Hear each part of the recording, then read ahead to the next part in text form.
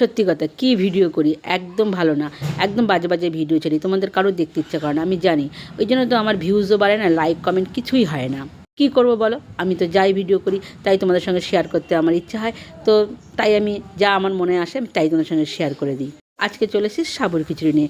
কালকের গেছে একাদশী, একাদশীর দিন কী খাবো বড়ই চিন্তা, হঠাৎ মনে হলো সাবুর খিচুড়ি করি। তো দেখো নানা রকম সবজি টবজি কেটে কুটে নিয়ে চলে এসেছি সাবুর খিচুড়ি করতে। আমি এই প্রথম সাবুর খিচুড়ি করছি, জানি না কেমন হবে, কিন্তু সেটা খেয়ে দেখার পরেই বুঝতে পারবো কেমন হবে। আর যদি একটু ভুল থাকে তোমরা বলে দিও যে সাবুর খিচুড়িটা কেমন করে করতে হয়।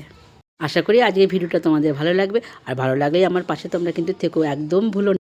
হ্যালো বন্ধুরা, তোমাদের তো দেখালাম যে আমি সাবুর খিচুড়ি করছি। আমার মা মারা গেছে, এই এক বছর আমার একাদশী পালতে হবে। তা এই প্রথম আমি এই সাবুর রেসিপিটা খিচুড়ি করলাম, তা তোমাদের সামনে দেখাচ্ছি। অসাধারণ, অসাধারণ, ভাবতে পারিনি যে এত সুন্দর হবে এই প্রথম করাতে। তো সবাই পাশে থাকো, সবাইকে টাটা। আর